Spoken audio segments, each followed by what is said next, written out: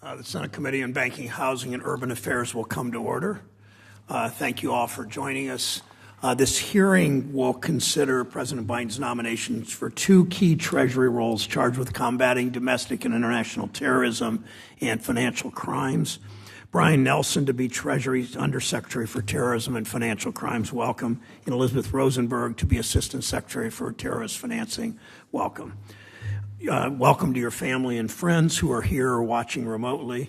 Mr. Nelson will introduce his parents coming from California in a moment. Thank you for all your work serving the public, for your willingness to serve in these critical roles. I welcome Senator Leahy, who has arrived, and Senator Padilla, who will arrive shortly, and thank them for taking time to introduce our nominees. Both of the nominees have substantial experience relevant to their critical national security positions to which they have been nominated. If confirmed, both would take on these jobs at a critical time for protecting our country's national security as we work to rebuild alliances abroad while threats of domestic terrorism are on the rise at home. The FBI director testified recently that racially motivated anti-government extremists are likely to be the biggest domestic threat this year, and in 2022, Treasury's Office of Terrorism and Financial Intelligence is one of the cornerstones of our country's efforts to combat terrorist financing at home and around the world. The offices these two nominees would lead are charged with protecting our financial system from terrorists and other criminals, and with combating rogue nations, WMD proliferators, money launderers, drug kingpins, and others who threaten our national security. Mr. Nelson brings a strong record of public service, and from our discussions, I think will be a tough, assertive enforcer of our nation's sanction laws against rogue states, money launderers, terrorists, and narco-traffickers. Mr. Nelson clerked for two federal judges and served at the National Security Division of the Department of Justice. He worked extensively on countering terrorism, illicit finance, and other crimes. He went to work for the California Department of Justice, where he served as Special Assistant Attorney General, then as General Counsel to then Attorney General Kamala Harris. Mr. Nelson, we look forward to your testimony and to an ongoing collaboration with the committee following what I hope will be a quick confirmation process. Elizabeth Rosenberg is a senior leader familiar to many members of this committee from her testimony in the past. President Biden has nominated her to serve as Assistant Secretary for Terrorist Financing. Growing up in Middlebury, Vermont, hence Senator Leahy's attendance. She got her education in my home state, Oberlin College, where I was her congressperson for her time at Oberlin. And she served in a number of senior roles in the Treasury Department working on anti-money laundering, sanctions, and counter-terrorist financing policy. She currently serves as senior advisor to the Deputy Secretary in the Treasury and has distinguished herself throughout her career in policy debates on terrorism, illicit finance, proliferation finance, and sanctions. If confirmed, she'll be responsible for formulating and coordinating the counter-terrorist financing and anti-money laundering efforts of the department and overseeing the Office of Terrorist Financing and Financial Crimes. Her substantial experience makes Ms. Rosenberg uniquely qualified to take on this important role. Ms. Rosenberg, we welcome you back to the committee. We hope your nomination will move through the committee quickly as well. We look forward to testimony from both of you this morning. Senator Toomey. Thank you, Mr. Chairman, Mr. Nelson, and Ms. Rosenberg. Welcome to both of you. You have been nominated for senior and important national security roles at the Treasury, as you know. If confirmed, you will directly influence the Biden administration's policies towards China, Russia, North Korea, dangerous non-state actors, and certainly, not least, Iran. So I want to stress today that we need strong leadership at Treasury, and sometimes that means being willing to push back, including on the White House or the State Department, if the policies they're pursuing actually undermine America's national security. An example of this that I want to talk about this morning is the administration's Iran policy. It's very, very concerning. And let me be clear. There are Republicans, including myself, that would work with the administration on a nuclear deal with Iran, but not the JCPOA. Now, we've reached out to the administration on this, and we've been met with silence. But the most enduring U.S. policy toward Iran would be one that's bipartisan. The JCPOA's history demonstrates that. The Obama administration entered the JCPOA with no Republican support and bipartisan opposition. Not coincidentally, when President Trump came into office, he left the deal. If the Biden administration re-enters the JCPOA with unanimous Republican opposition and bipartisan opposition for a second time, How's that likely to end under the next Republican administration? But instead of taking a bipartisan approach, the administration seems to be racing to offer sanctions relief to an Iranian regime that, in the words of its own chief diplomat, is dominated by the Islamic Revolutionary Guard Corps, a terrorist organization that is responsible for the deaths of hundreds of Americans. And what is it that the administration hopes to receive in return for the sanctions relief? First, it says returning to the JCPOA will put Iran's nuclear program back in the box. And second, the administration hopes that the Iranians will agree to negotiate a longer and stronger deal after we've given away all our leverage in the form of sanctions relief. Both of these ideas are unrealistic. It's hard to say that Iran's nuclear program was ever really in the box. The JCPOA required Iran to disclose the entirety of its past nuclear activities, for instance. Yet when confronted with evidence of undisclosed nuclear activity at several sites, Iran has refused to offer any explanation whatsoever. And the IAEA is now on record that it can't even attest to the peaceful nature of Iran's nuclear program. And furthermore, within a few years, key parts of the JCPOA that ostensibly limit certain elements of Iran's nuclear program are going to expire. So this box offered by the JCPOA is more like a wet paper bag.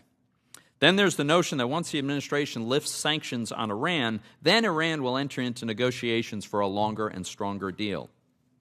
It's completely unreasonable to believe that Iran will grant concessions to the West after the United States gives up its primary form of leverage on Iran, which is sanctions.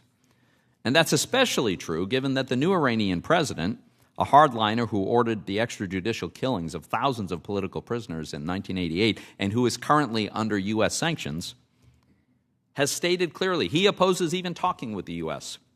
about limiting Iran's ballistic missile program and its support for terrorist groups. Now, I recognize that neither of you are going to be able to dictate the administration's policy with respect to the JCPOA.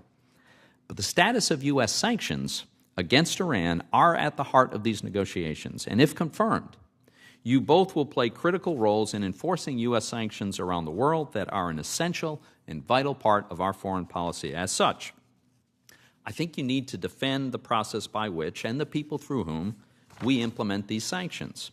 Now, unfortunately, last month, an unnamed senior State Department official, but this is on the State Department's website, suggested to reporters that sanctions imposed by the Trump administration against Iranian entities for terrorist activities were done illegally and without any evidentiary basis. This is a reckless and dangerous comment. And I mention this because it opens up our entire sanctions regime to legal challenges when a senior State Department official says they were imposed illegally. This is a clear instance where your leadership can make a big difference. In the absence of compelling evidence to the contrary, you should publicly make clear that no terrorism sanctions imposed under the previous administration were done illegitimately. So, Mr. Chairman, Iran is one of many of our national security challenges facing our nation. It's one in which the witnesses today will have an important role in this hearing. I hope to hear from both of you candid and straightforward views on these and other issues. And if confirmed, it's critical that you swiftly take up Treasury's important work to advance this important national security interest. Thank you. Thank you, Senator Toomey. I will welcome Senators Leahy and Padilla to today's hearing, each of whom wanted to be here in person to introduce the nominees from their states with whom they've had a strong relationship, and in Senator Leahy's case, a long-standing relationship. Senator Padilla will introduce Mr. Nelson, then Senator Leahy will introduce Ms. Rosenberg. If the senators need to leave after their introductions, they may, certainly if they need to. They may want to stay for the openings. That's okay as well. Once they are finished with the introductions, the nominees will be sworn in and will deliver their opening statements. Senator Padilla, you may begin. Thank you, Chairman Brown and Ranking Member Toomey, for the opportunity to introduce Mr. Brian Nelson from the great state of California as President Biden's nominee for terrorism, to be the Undersecretary for Terrorism and Financial Intelligence at the Department of Treasury. The Office of Terrorism and Financial Intelligence upholds the integrity of our financial system and protects our nation from security threats. President Biden has committed to tackling corruption as an economic and national security priority, and he has set an ambitious agenda to curb illicit finance, improve accountability, and strengthen international partnerships to combat bad actors. Mr. Nelson is the right person to lead the Treasury Department's efforts to carry out these critical objectives. Mr. Nelson is a dedicated public servant. Before joining the organizing committee for the 2028 Olympic and Paralympic Games in Los Angeles, he served in a senior role in the California Department of Justice. There, he led efforts to thwart human traffickers, crack down on transnational criminal organizations, and partnered with other states and foreign nations to prevent criminal activity. Mr. Nelson has also served in the United States Department of Justice, where he was the National Security Division's Deputy Chief of Staff. And in that role, he oversaw the division's work to ensure foreign investments do not have adverse law enforcement, national security, or public safety implications. Mr. Nelson will bring his expertise and dedication to the Treasury Department's critical work of protecting our financial system. I strongly support Mr. Nelson's nomination, and I urge you to do the same. Thank you. Thank you, Senator Padilla. Senator Leahy, welcome.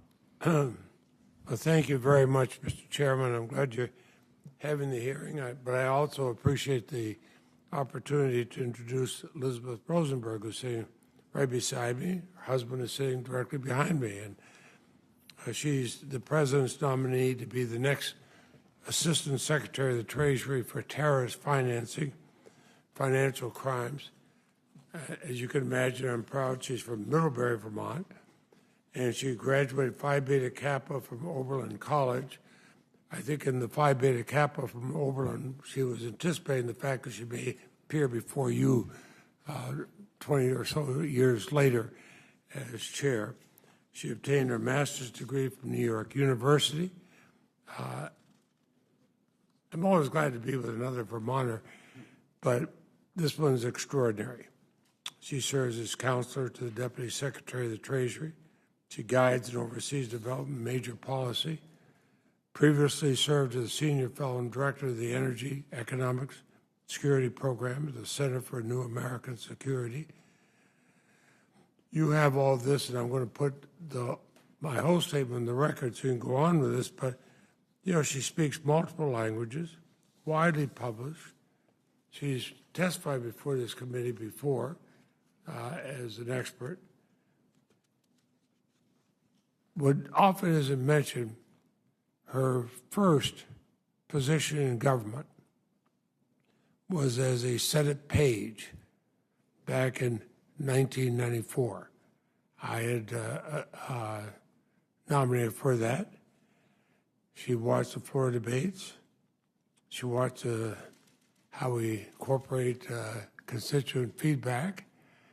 And I like to think, Ms. Rosenberg, that it helped light that fire, not that you really needed to have anything light it, but she'll be, if confirmed, responsible for guiding anti-money laundering, anti-corruption. I could go on forever. This is one of the most amazing people I've seen over my years representing our state of Vermont, and I strongly support her, and I will certainly be doing everything possible to move her confirmation on the floor. Thank you, Mr. Chairman. Thank you, Senator Leahy. Would the witnesses please rise and raise their right hands? Do you swear or affirm that the testimony you're about to give is the truth, the whole truth, and nothing but the truth, so help you God? Do you agree to appear and testify before any duly constituted committee of the Senate? Thank you. Please be seated. Mr. Nelson, you may begin your testimony.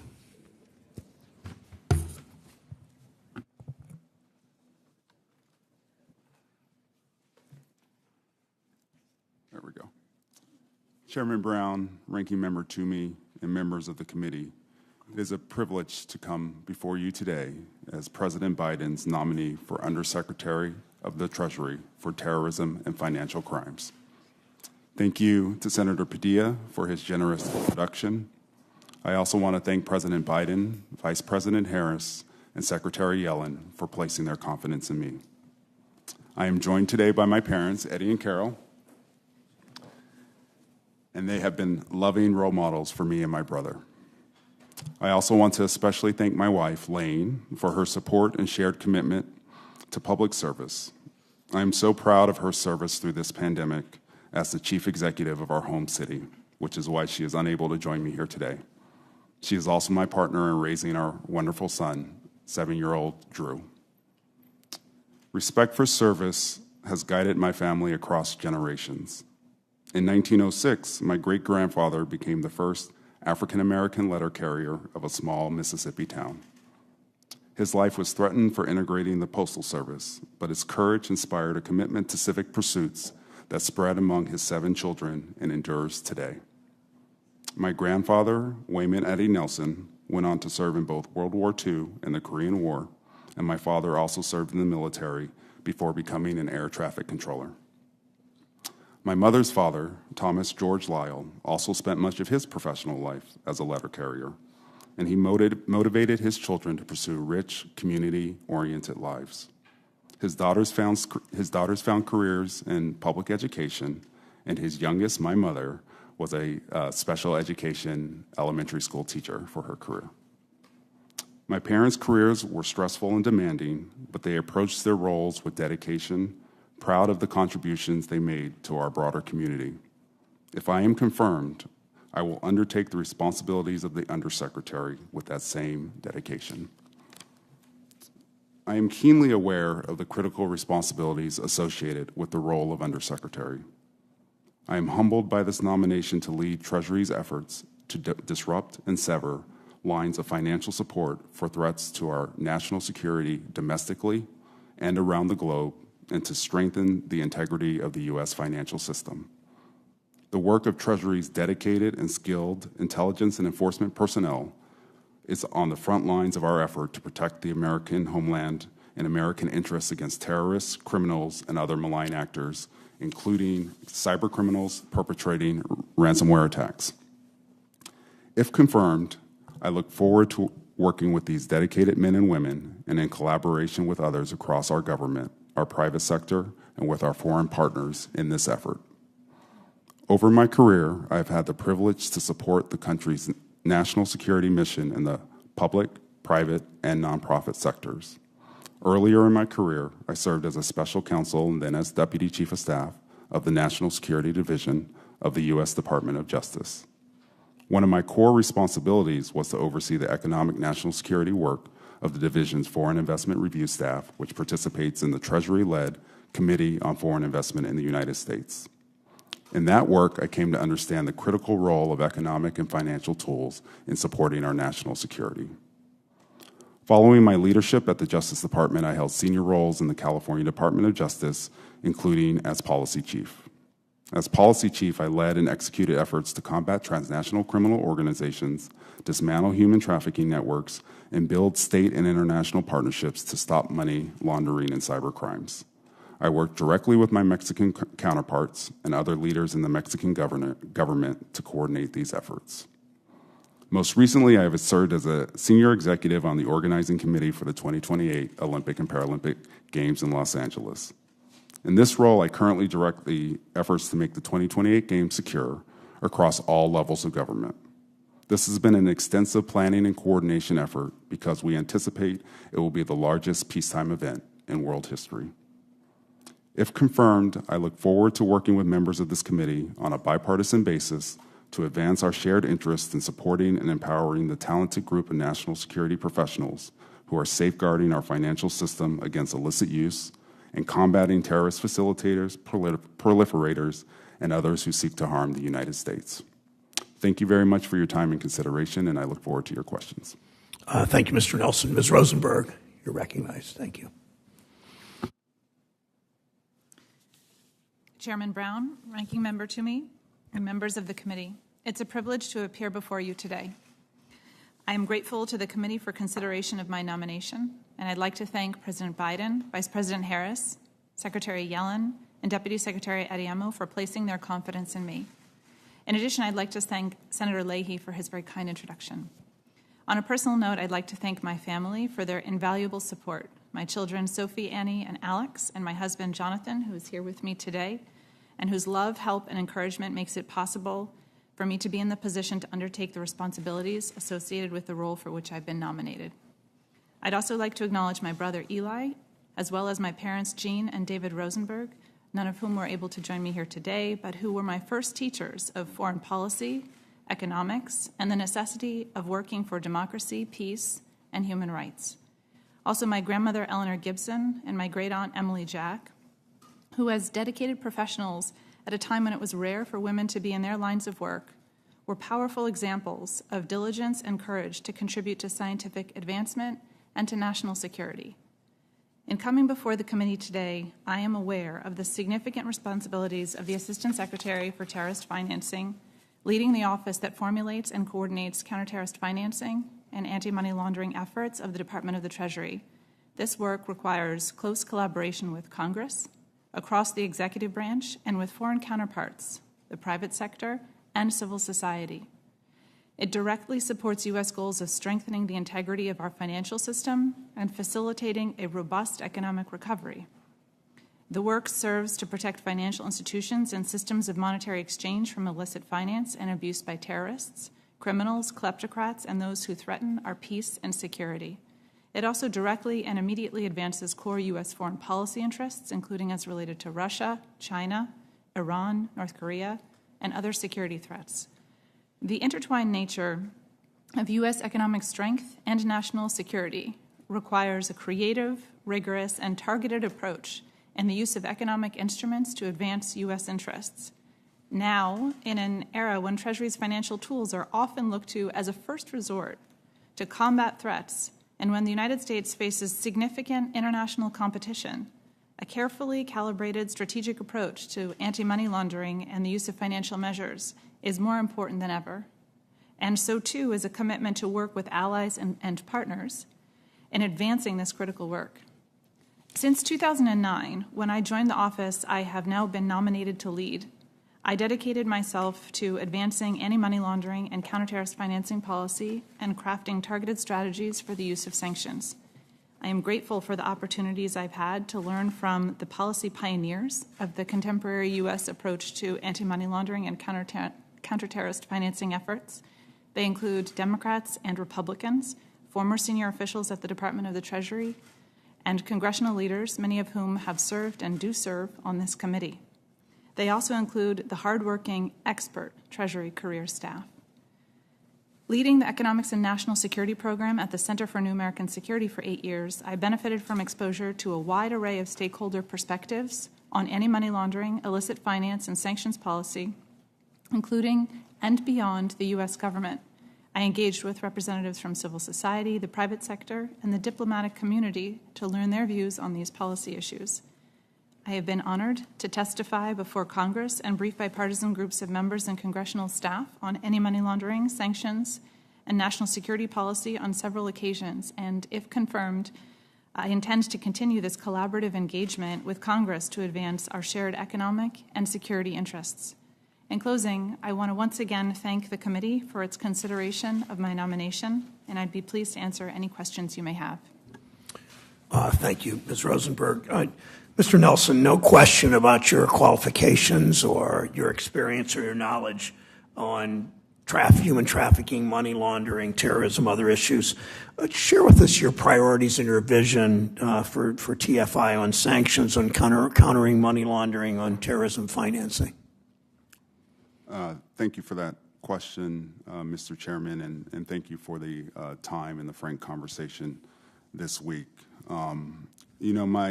My vision for TFI is really informed by a couple of things. One, I think recognizing that there hasn't been a confirmed leader of TFI for almost 2 years now. So really, I think the first piece of action is to get to work advocating for the tools that we have, that TFI has, and to your point, Senator Toomey, making sure that we're advocating for the voices and the work of the dedicated professionals that are doing that work, and that is seen and felt throughout the interagency with our foreign partners and obviously with this committee and Congress.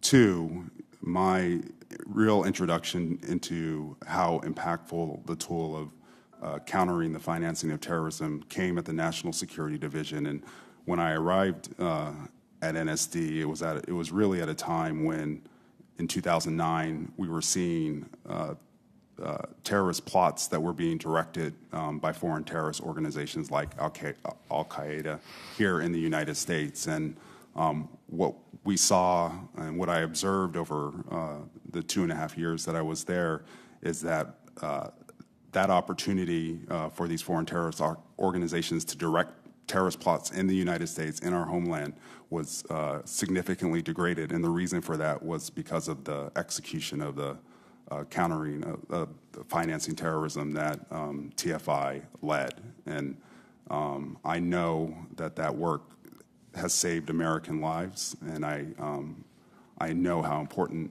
it is to execute against that tool. So one of the very first things I would want to do is participate in the ongoing sanctions review that is being led by the Treasury Secretary and the Deputy Treasury Secretary to make sure that we are making that tool, that incredibly powerful tool of our foreign policy and national security, as effective and targeted as possible while managing and mitigating unintended consequences.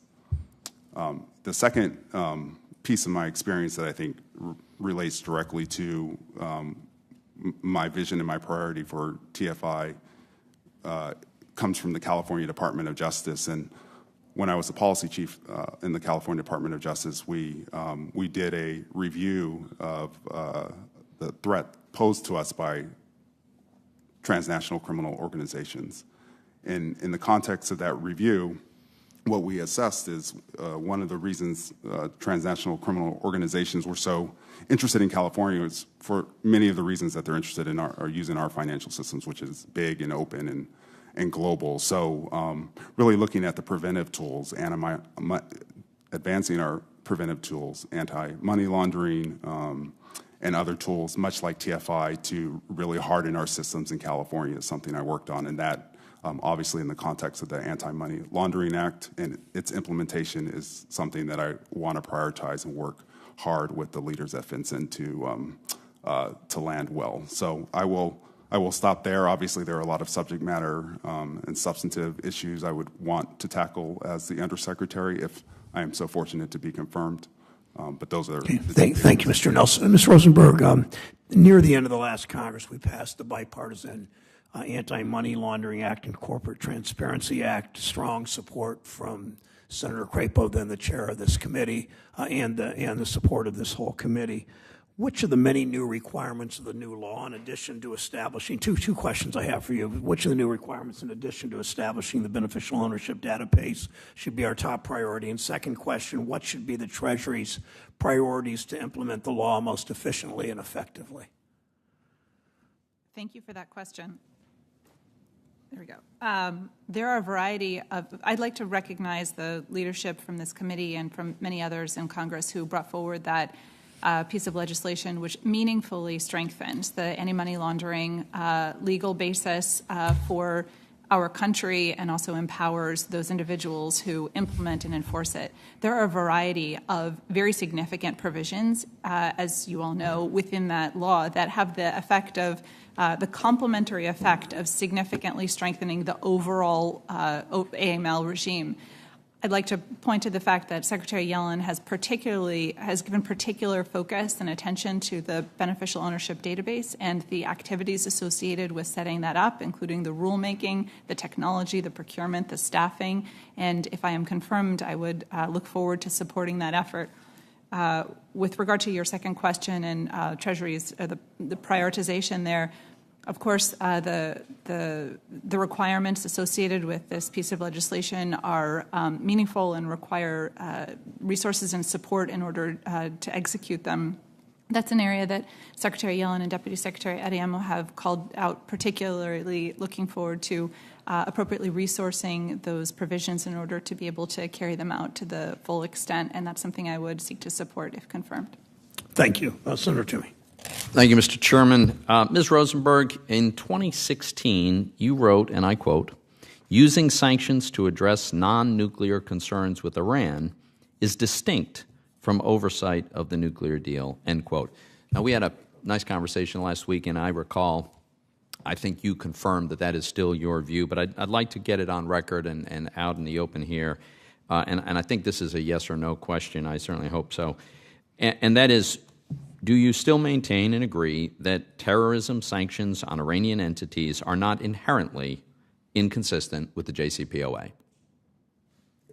Senator, thank you for the question, and thank you also for taking the time to speak with me prior to this hearing. I support the position that the United States must hold Iran accountable for its support for terrorism and its destabilization in the region. That is something that can occur outside of any nuclear deal should the United States re-enter it. Okay, so I would take that as a yes. Mr. Nelson, you stressed the importance of fighting terrorism, so really I would ask you to provide hopefully a yes or no answer to the same question. Do you agree that terrorism sanctions on Iranian entities are not inherently inconsistent with the JCPOA? I do. Thank you. Now, earlier when I made my remarks, I highlighted a recent statement from an unnamed, quote, senior State Department official suggesting that terrorism sanctions imposed by the previous administration were done illegally and without any evidentiary basis. So first, for Ms. Rosenberg, I know you're a counselor to the Deputy Secretary of Treasury now. I think this is a simple yes or no question. Are you personally aware of any evidence that those sanctions were imposed illegitimately? No, Senator, I am not. Okay.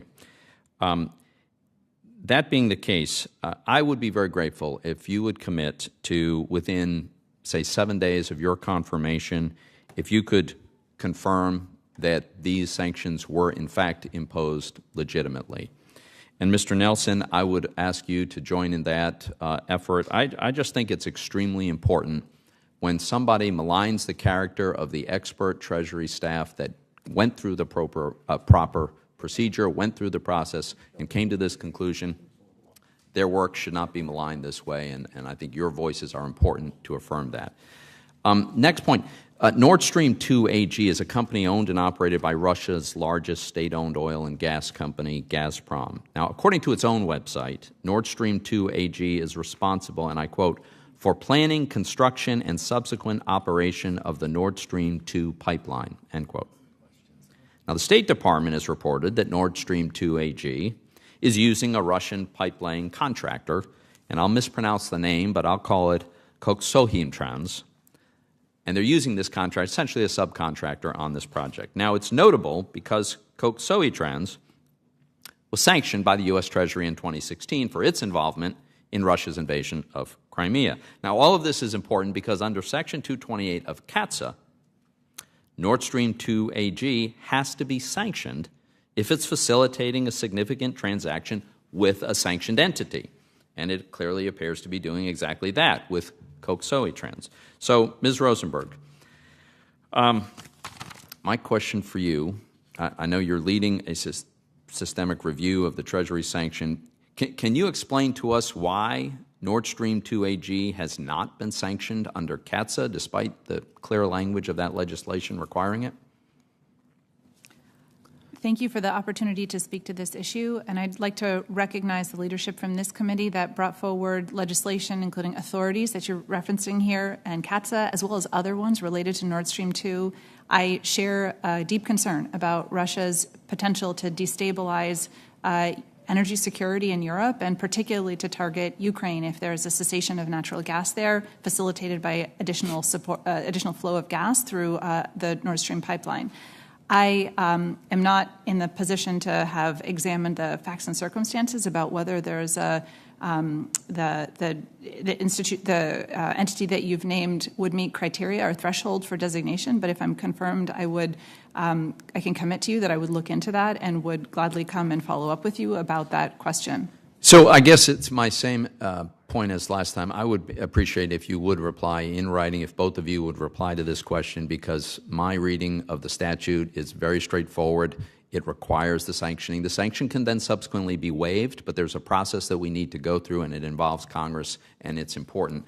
I do have one other quick question, Mr. Chairman, if I could, and that is, in recent months, Iranian oil shipments to China has, by all accounts, gone through the roof.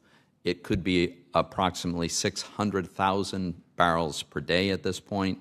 By all accounts, China's been openly violating U.S. law with impunity because they're importing illicit Iranian oil. So my question to both of you, first, do you acknowledge that it is a problem to have China flagrantly violating our sanctions law? And isn't it the case that if adversaries perceive that the U.S. is unwilling to enforce our own sanctions, then they're going to violate the sanctions? Senator, obviously I'm not in the government. I would welcome the opportunity, if I'm confirmed, to be briefed on this incredibly important issue, but predicate, assuming there are violations, then I would agree we need to act appropriately. Senator, I would certainly agree that violating U.S. sanctions law is a problem and something that, if I were to be confirmed, would be something I would look into and seek to address. Furthermore, that the credibility and strength of U.S. sanctions depends on their effective implementation and enforcement. Well, thank you very much, Mr. Chairman. Thanks for your indulgence. And I'm going to send both of you a QFR in writing about a recent financial action task force guidance involving cryptocurrencies and personal digital assets. So thank you, Mr. Chairman. Senator Menendez from New Jersey is recognized. Thank you, Mr. Chairman. Congratulations to both of your nominations.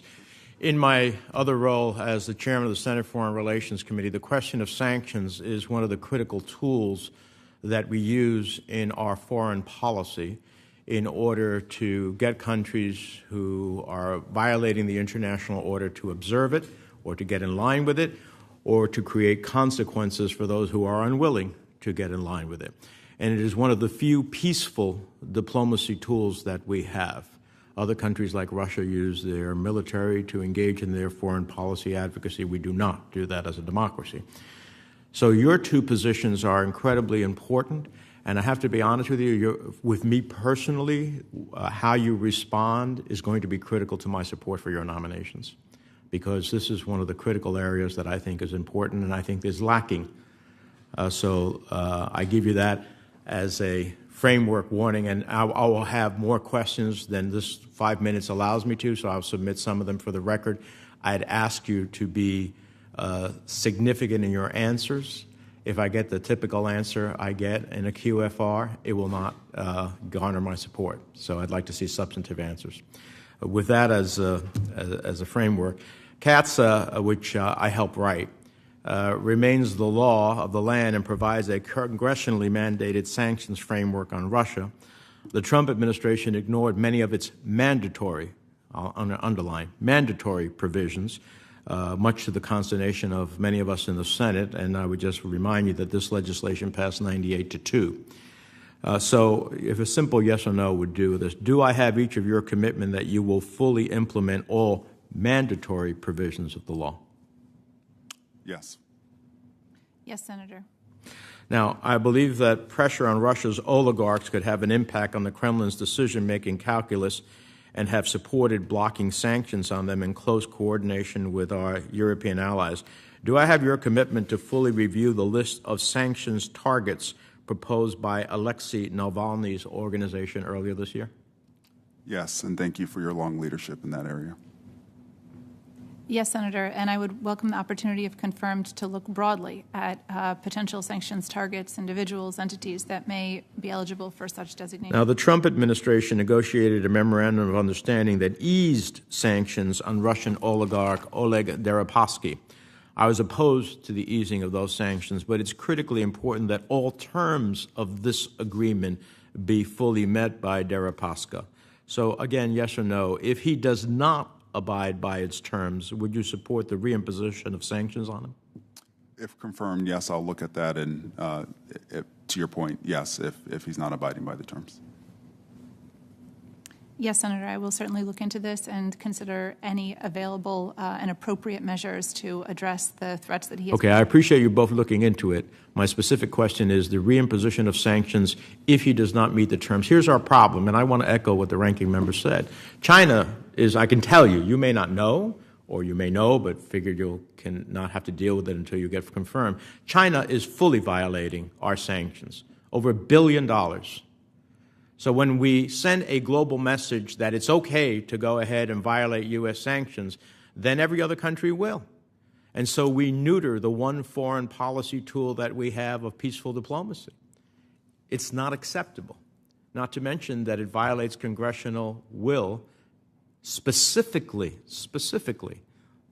It's not a shall, it's not a may, it's a shall. So there's a reason we put shall. And yes, sometimes there are waivers, and that's up to the administration to do that. But it starts off with a shall. Let me ask you this. How would you approach, there is, my understanding is there are soon-to-be completed negotiations on the Iran nuclear deal. If the United States reaches an agreement with Iran and its nuclear program, how would you approach the sanctions on the central bank of Iran that the Trump administration imposed? For example, there are those who would advocate just lifting the sanctions as part of a deal in its totality, but isn't it possible to consider specific licenses in which the central bank doesn't get a total wash, but actually would have specific licenses to do certain things that are otherwise sanctionable? Senator, thank you for that question. I'm obviously not in the government yet, but again, I'm happy to look at that and would be very happy to continue to talk to you about what good strategies are, both to protect the overall sanctity of our sanctions program and their effectiveness, which again, appreciating your long leadership in this area, and specifically on how to address the Iranian central bank. Isn't it possible, I'll close on this, Mr. Chairman, to consider a specific license versus an overall lifting? I mean, as a procedural matter, forgetting about the policy of whether the administration will tell you to do that or not.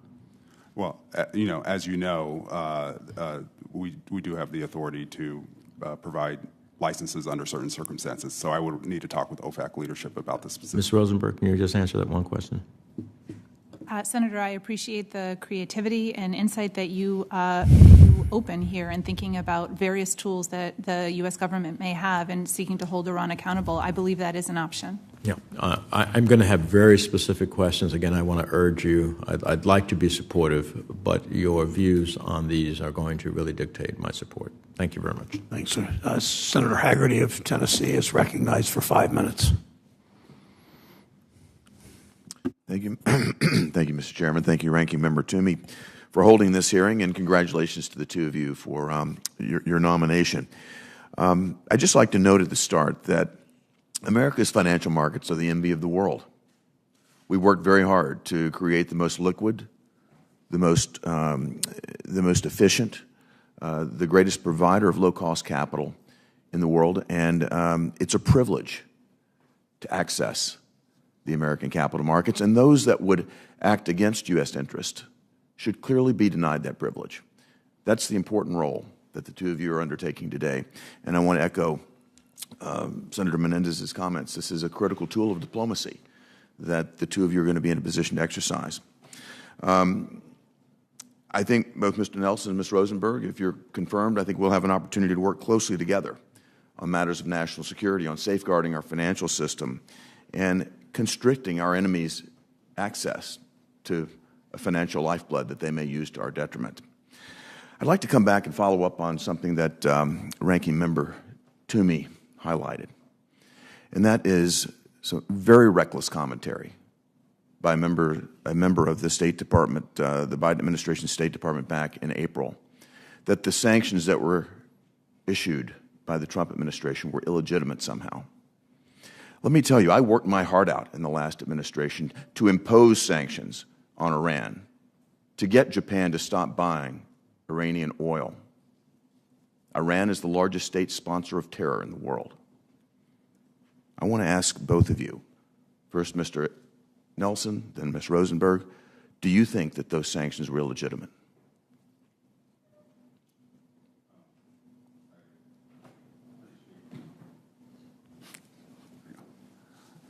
Thank you, Senator, and thank you for the meeting and the time and the frank conversation. I'm not in the government now, but I can speak from my experience when I was at the National Security Division working with the dedicated career staff at Treasury, and I have every reason to believe that they are not only incredible public servants, but incredibly diligent in their work, and that was my experience of them, and I would have no reason to question the evidentiary basis of any of the packages, sanctions packages that they produce. And I would also just want to note that it would be really a wonderful opportunity to continue to think about and work together on how we can combat and address through our sanctions programs and other tools Iran's ongoing facilitation of terrorism, their support for terrorist proxies and other malign acts, and I would welcome the opportunity to work on those issues with you. Thank you, Mr. Nelson. Ms. Rosenberg. Thank you, Senator, for the opportunity to share with you my views that the dedicated, excellent staff at Treasury who work on targeting, investigations, licensing, enforcement have conducted themselves in an excellent fashion and have implemented their sanctions in this portfolio and in others with great integrity. Well, beyond impinging the character of those who did this hard work, as Senator Toomey underlined, it also runs the risk when we have these sort of reckless comments coming from State Department officials or any other officials in the administration. When they comment that our sanctions are somehow illegitimate or illegal, it exposes our entire sanctions framework to legal challenge, which again would be very much to the detriment of U.S. government activities in our efforts to impose sanctions. Again, a great diplomatic tool is highlighted by Senator Menendez. So I appreciate the fact that you agree with me that that was a reckless statement and that you would act accordingly to uphold that. I'd also like to ask both of you, first Mr. Nelson, then Ms. Rosenberg, if you'll commit to total transparency with this committee about the Biden administration's financial dealings with our adversaries. And here I'm thinking about the pallets of cash that we saw go into Iran. Mr. Nelson. Thank you for that question, Senator. I think the committee's oversight responsibility is incredibly important, and I would communicate about that and every other issue within its jurisdiction as appropriate to the extent that I can. Thank you. Senator, I can commit to transparency and full and frank exchange with this committee if confirmed. Thank you. Thank you, Mr. Chairman. Thank you, Senator. Senator Cortez Masto from Nevada is recognized for 5 minutes. Thank you, Mr. Chairman. Congratulations to both nominees. Welcome, congratulations, and welcome to your families as well. Let me start with cryptocurrency fraud. To both of you, as you well know, money laundering, tax evasion, terrorist financing, and fraud follow these privately created and managed currencies. If confirmed, how will you work with federal regulators to limit the damage done by crypto heists? And Mr. Nelson, let me start with you. Thank you for that question, Senator Masto. Obviously, this is an issue that has been of great concern for some time now, and is reflected in the new Anti-Money Laundering Act that this committee really championed. And if I'm confirmed, I will prioritize implementing the pieces of that piece of legislation, including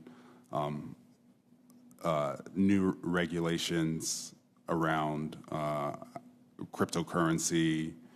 I think that legislation provided new authorities or clarified the law that cryptocurrencies or currency in whatever form, be it virtual or fiat, is covered by the Bank Secrecy Act, which is a powerful tool to allow FinCEN to ensure that, again, no matter the form of the currency, that they have the tools to regulate. And I think the other really powerful piece of that legislation is that it reflected a balancing of regulating to prevent virtual currency and other types of new technology from undermining our anti-money laundering system, while also being respectful of the fact that we need to support responsible innovation and preserve that here in the United States and not see that market and opportunity leave the country. So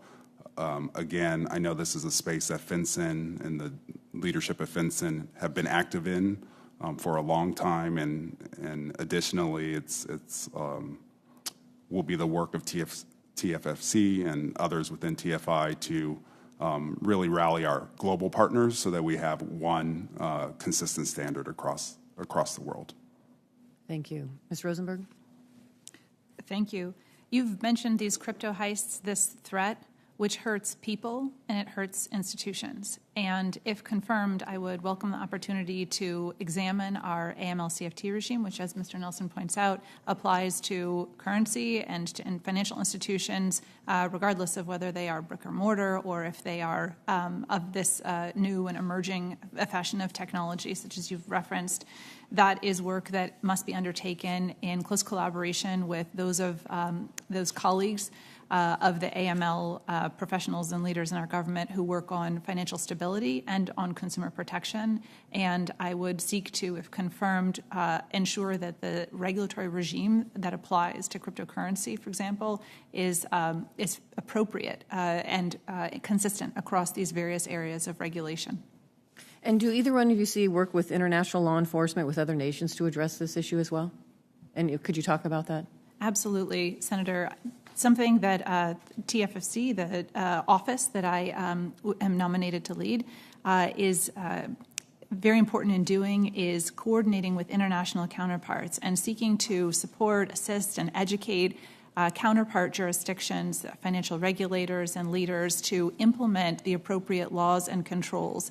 And frankly, without that kind of collaboration and without other countries having the appropriate regulatory framework, it's all too easy for criminals to avoid U.S. jurisdiction and conduct their illegitimate and criminal activity from another jurisdiction. So that kind of international coordination is absolutely essential to understanding and getting after the risk that exists with cryptocurrencies.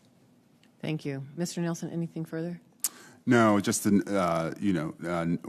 one other note is thinking about in the context of the new cybersecurity tools, the president, through his executive order, and there will be opportunities to work with law enforcement and take actions with those tools as well. So, thank you.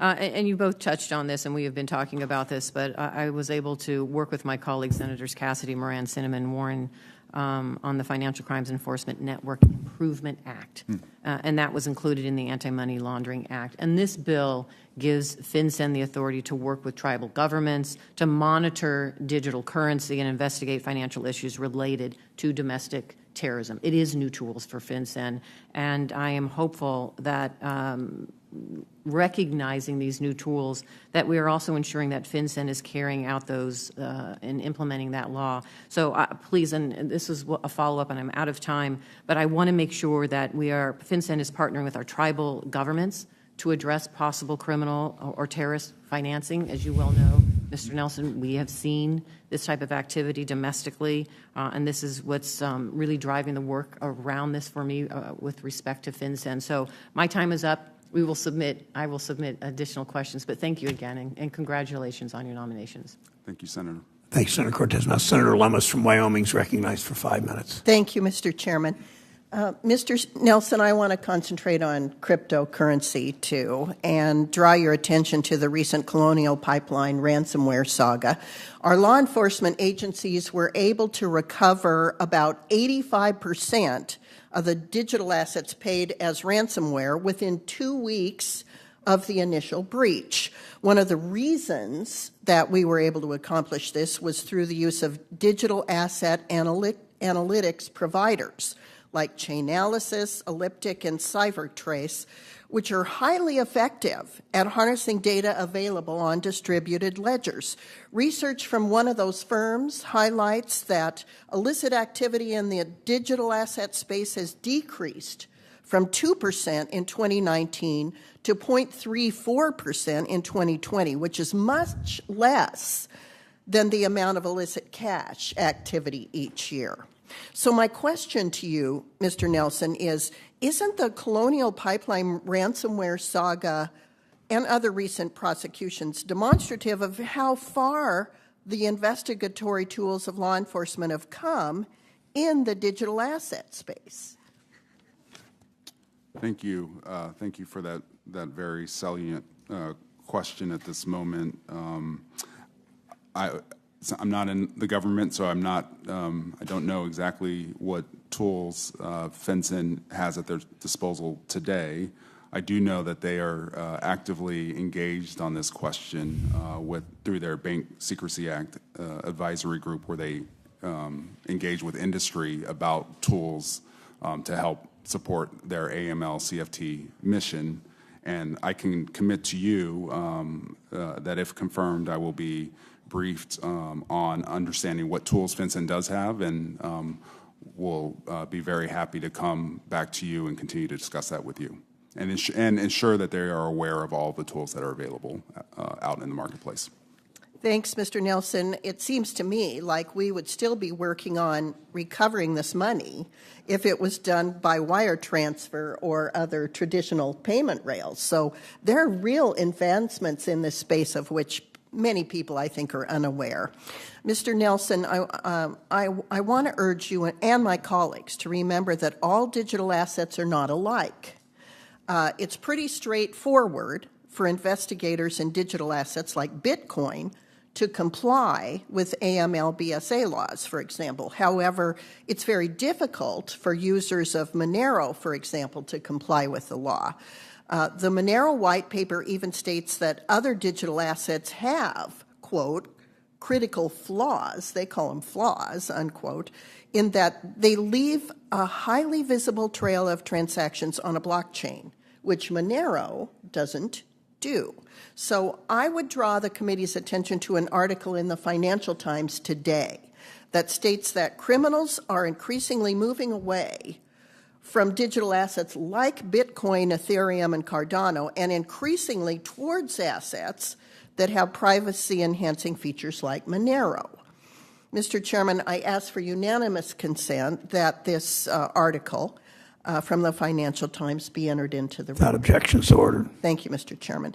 So, Mr. Nelson, do you have any thoughts on how we should treat digital assets that comply with our Bank Secrecy Act and anti-money laundering laws and our sanctions laws versus those that cannot comply with the law?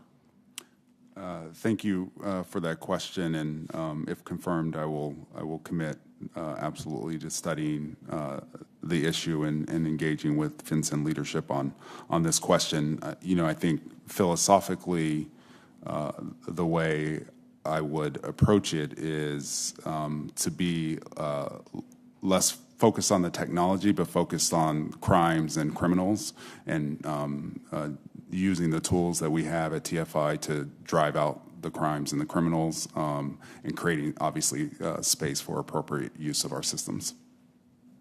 Thank you, Mr. Nelson. And one last quick question. Can you talk a bit about your views on how responsible innovation can maintain U.S. economic leadership in the world? I refer specifically to China being in the final stages of developing its central bank digital currency, and the European Union announcing the European Payments Initiative of 2020. We can be a global financial innovation leader, but it's a privilege, not a right. So thanks for your comments, and congratulations on your nomination. Thank you. I look forward to working with you. Thank you. If confirmed. Senator Warren, working on her birthday from Massachusetts. Thank you, Mr. Chairman. And congratulations to both of you on your nominations. Good to see you here today. Money laundering is a massive problem in our financial system. According to the United Nations, as much as $2 trillion is laundered globally each year. This is dirty money that criminal networks, scammers, corrupt oligarchs move through the banking system to evade the law.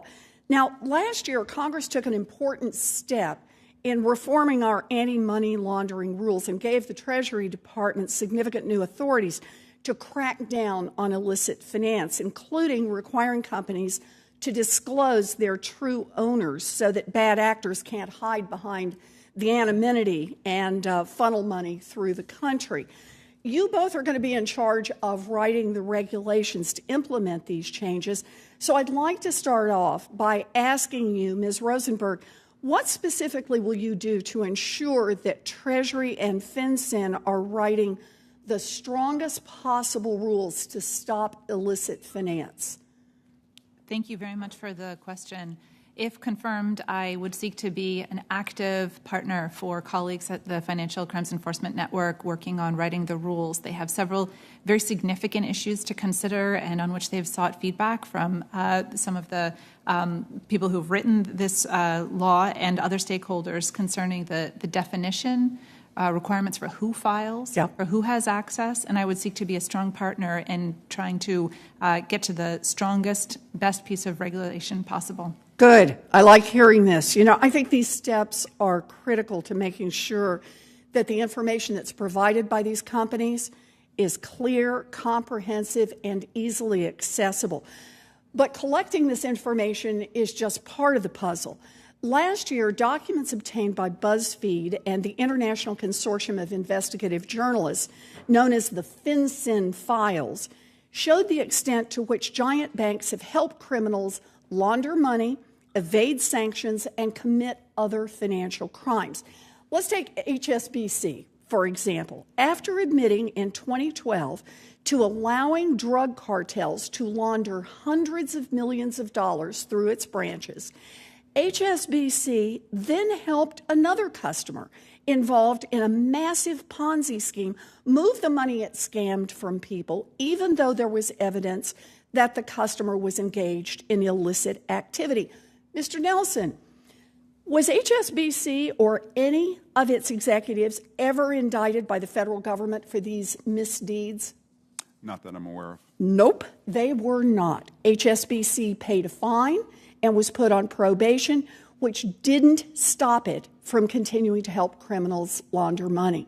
So, Mr. Nelson, let me ask you, do you support using every tool possible to hold financial institutions accountable, including criminal prosecutions for corporate executives?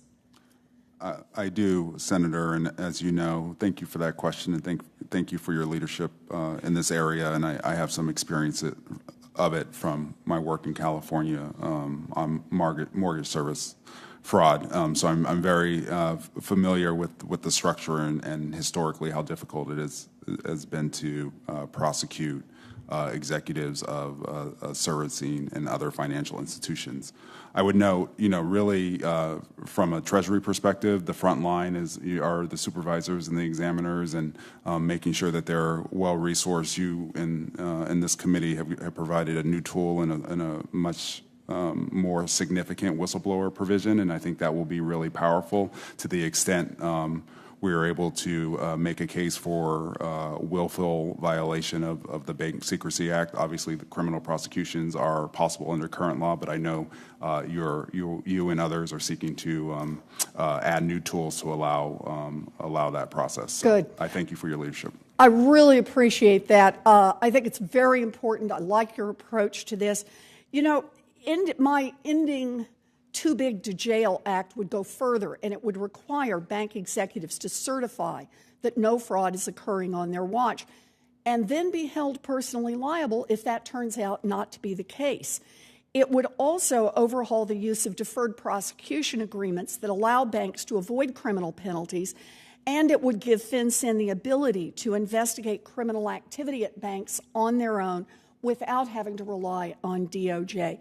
If we want to put an end to money laundering, strong rules aren't good enough. We need strong enforcement, and we need penalties with teeth to ensure that we have real reform and real accountability at the biggest financial institutions.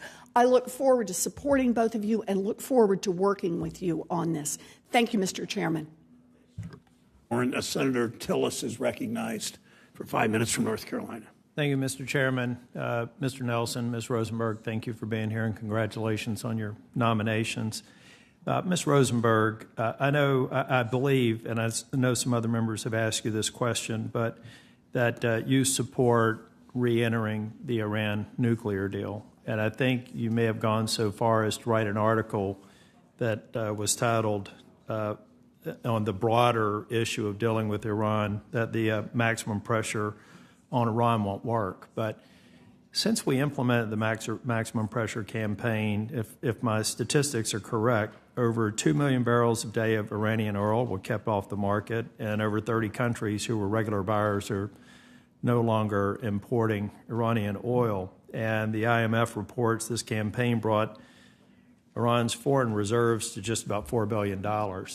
As a state sponsor of terror, as a country that's just had another sham election, do you believe that we should apply pressure to Iran, just not through the JCPOA? And why? Senator, thank you for the question. I have long been concerned about the threats that Iran presents to the United States and U.S. interest, and I very much appreciate that that's something that is a concern for many members of this committee and for Congress more generally.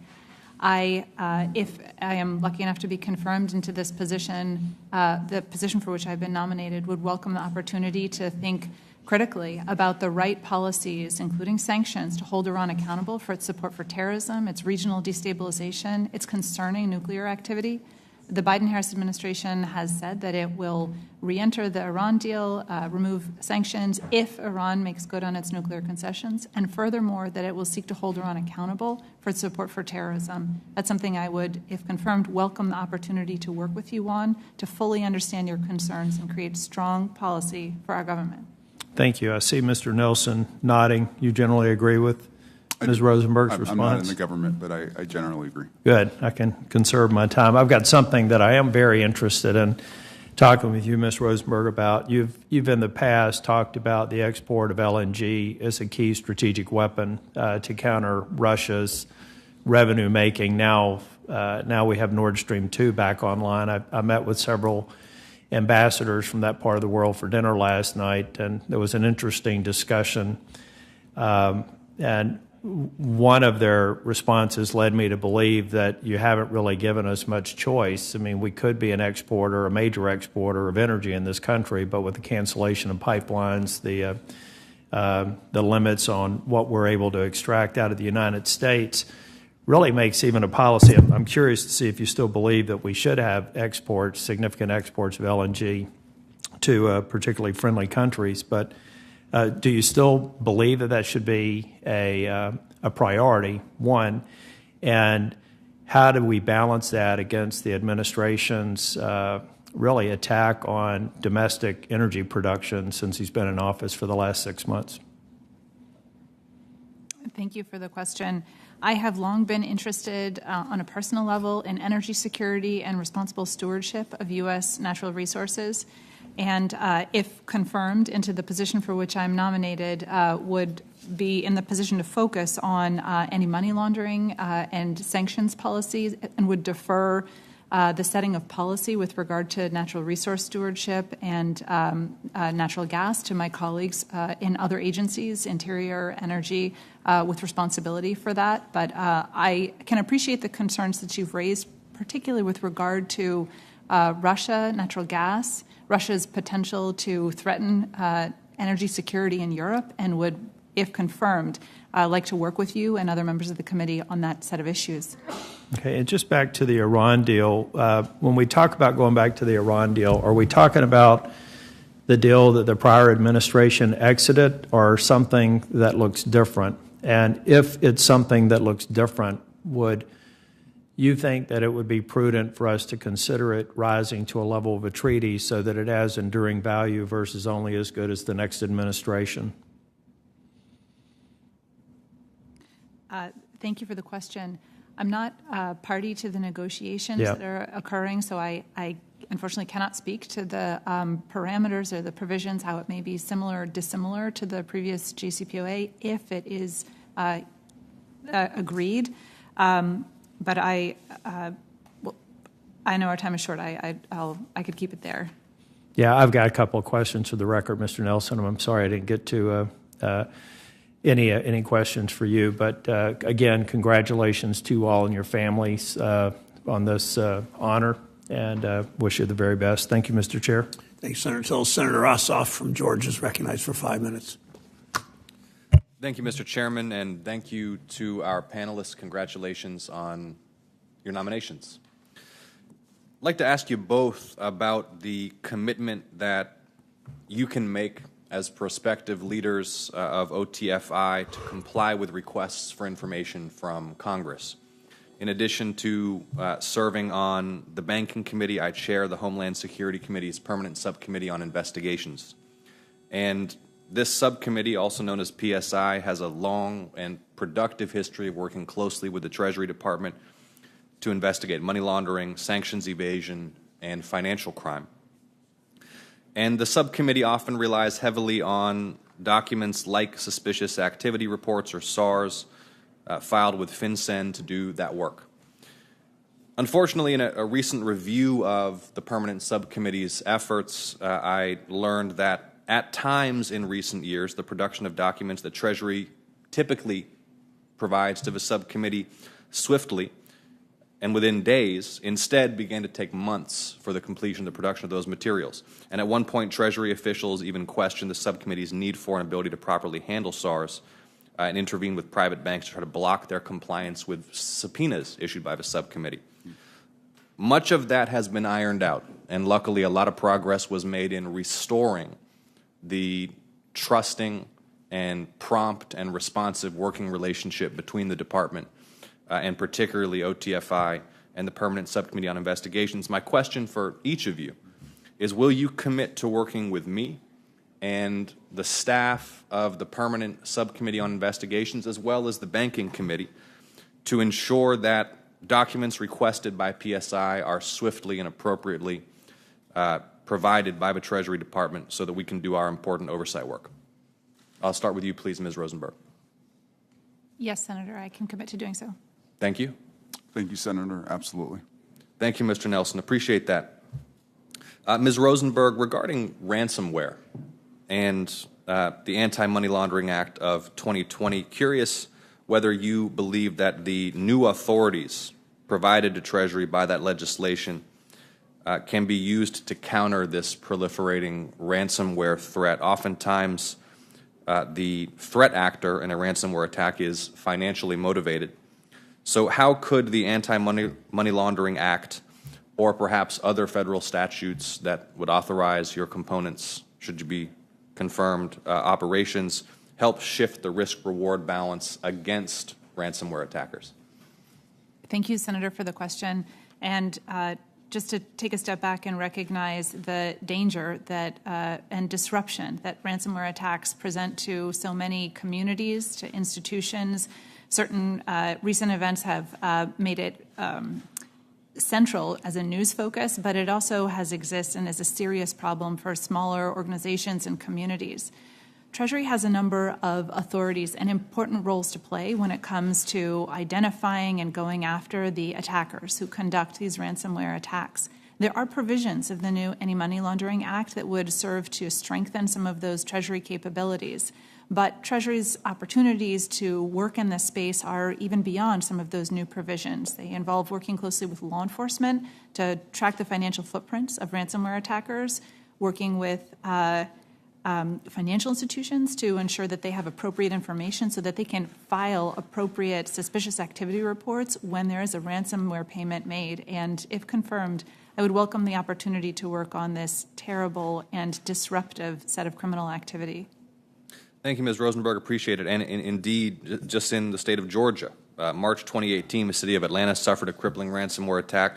Just this past Thursday, a large hospital system in Savannah, Georgia, St. Joseph's Candler, was attacked. Of course, the recent high-profile attack on Colonial Pipeline, which is headquartered in Georgia as well. So will you commit, Ms. Rosenberg, to working with my office, with local leaders in Georgia, with the Permanent Subcommittee on Investigations as well to help address these cybersecurity threats in Georgia and nationwide? Certainly, Senator. I would be honored to do so if confirmed. Thank you. And with my short remaining time, Mr. Nelson, Could you please comment on the authorities that the Anti-Money Laundering Act provides with respect to improving transparency in corporate ownership, determining beneficiary owners of shell companies, and helping to see into some of the complex financial networks that can be used to obscure financial flows, whether within the United States or internationally?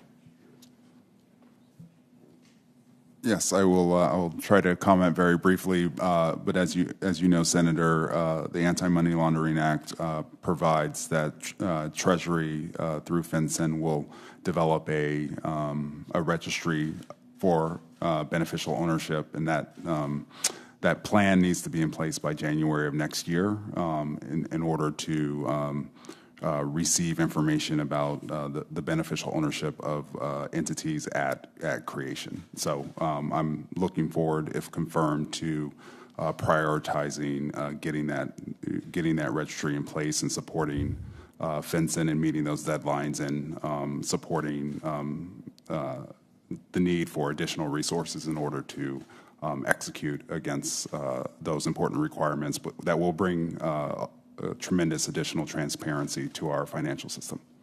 Thank you both for willingness to serve. I yield back, Mr. Chairman. Thanks, Senator. Also, Senator Daines from Montana is recognized for 5 minutes. Chairman, thank you. I want to welcome our two witnesses, and I really appreciate the opportunity to discuss some of these issues that affect the security of our nation. You have a couple of very important jobs, if confirmed. Like many states, Montana has been adversely affected by the flow of illegal drugs coming across our southern border. Recent media reporting has shed light how China has facilitated drug trafficking in the U.S., including the recent conviction of Tao Liu, who laundered money for the Sonoma cartel, which actually operates in Montana. I was with our law enforcement leaders in Montana on Friday. We literally are holding Mexican cartel members in jails in Montana at times over the last few months. Mr. Nelson, to the extent that you can discuss in an unclassified setting, could you expound upon Chinese money laundering efforts here in the United States and what actions you will take to curb its influence? Thank you very much for that question, Senator, and certainly my experience in the California Department of Justice, we dealt significantly with the challenges of a number of transnational criminal organizations, but in particularly the Sonoma cartel, which was the biggest one operating in the state of California. And what we found there, too, what you're finding in Montana is the role of Chinese intermediaries. And at the end of last year, end of 2020, the Treasury Department put out a report on illicit finance and illicit finance in the United States, and they actually highlighted exactly the example that you've given.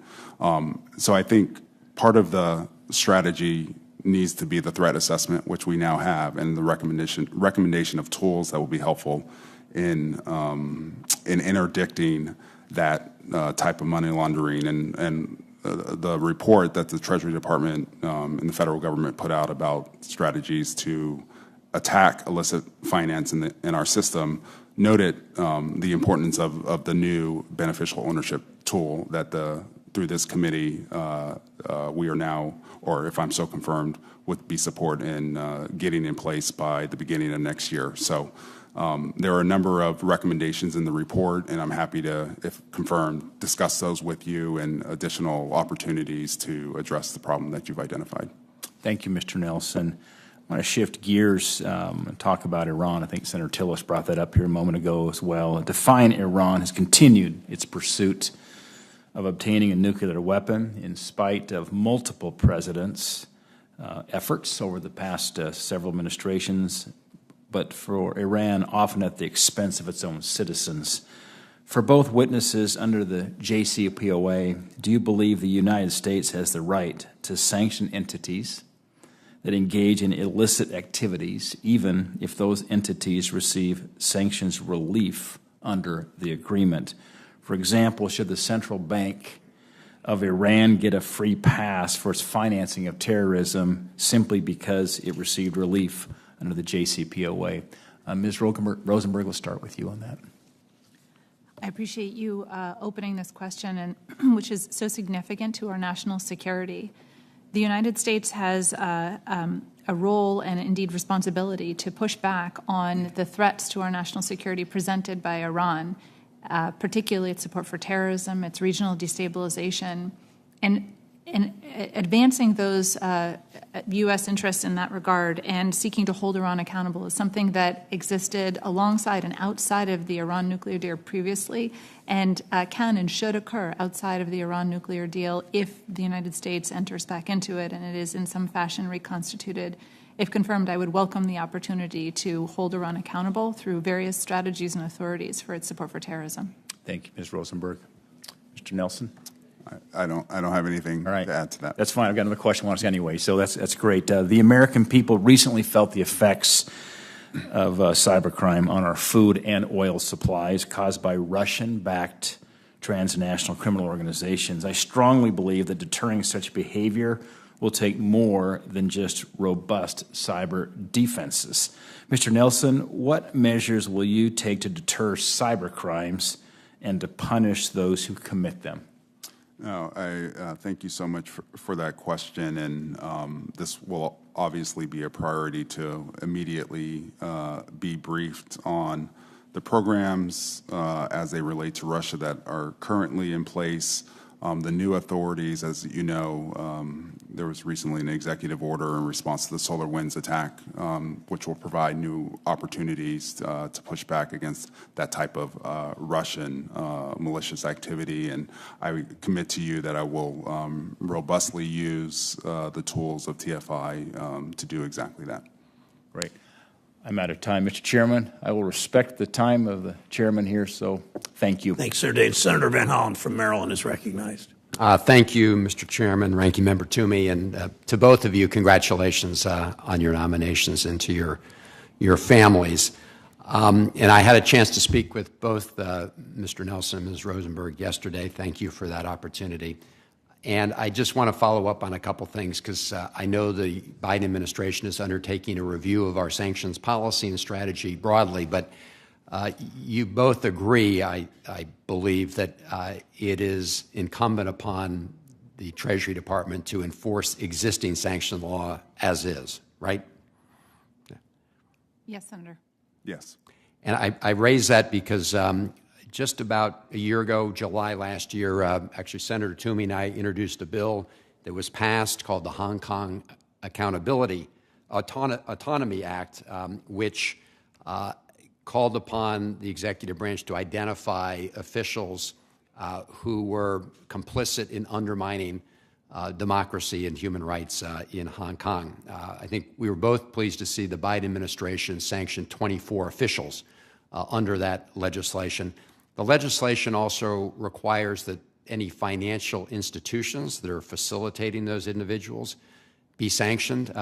To date, that hasn't happened, and maybe it's because we've been unable to identify those financial institutions, but Senator Toomey and I have written to the Treasury Department and asked for a classified briefing on that, and I do look forward, if you're confirmed, and I support your confirmation, to follow up on the capabilities we have for tracking those institutions.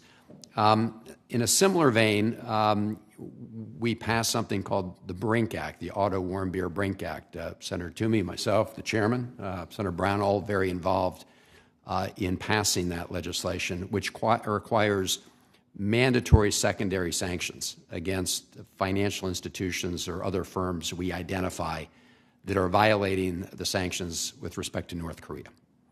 And in March of this year, the United Nations, a panel, put together a report indicating there are big holes in the sanctions regime and that there's lots of leakage here. And yet, we haven't seen the Treasury Department impose secondary sanctions. And so one question is, how is it that the UN has identified and be able to make the conclusion we have big leakage in our sanctions regime, and yet the Department of Treasury has not yet imposed those secondary sanctions? Do Do you have an explanation for that? And if you don't, I look forward to hearing it if and when I hope you're confirmed. Either of you. What would be the cause of that? Starting with Mr. Nelson.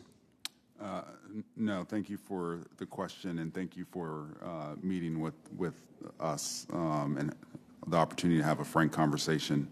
I would welcome the opportunity to be briefed on the intelligence if confirmed, and come back to you to continue to discuss this with you, and obviously recognizing that secondary sanctions are and can be a really powerful a tool that we have at our disposal. So I appreciate your leadership on that, and would welcome, if confirmed, to be able to continue to talk with you about that. Thank you. Ms. Rosenberg? Thank you, Senator. And I'd like to recognize your leadership on North Korea, as well as a number of other significant sanctions authorities that the Treasury Department has. The BRINC Act provides authorities to address North Korean threats, and there are other important statutes there related to nonproliferation, for example, that may also be well suited to addressing the particular threats that North Korea presents. And I'm familiar with the panel of expert report you just mentioned from the UN, and unfortunately, they have documented a variety of ways in which North Korea moves around international and U.S. sanctions. If confirmed, I would welcome the opportunity to speak further with you about the BRINC Act, its authorities, and other appropriate authorities to address North Korean proliferation and threats to U.S. interest. Yeah, I appreciate that. There just seems to be a disconnect, right, between the fact that this UN panel of experts that doesn't necessarily have access to all of our intelligence capabilities can identify big gaps in the sanctions regime, and yet we haven't yet imposed secondary sanctions. I understand there are certain standards we have to apply in terms of due diligence and a due process before we ultimately apply sanctions, but still, there seems to be a big gap there. I look forward to working with both of you on that. And I have some other questions which I will submit for the record. Thank you. Thank you, Senator Van Hollen. Thank you to both witnesses for being here and providing testimony and your candor and answering these questions.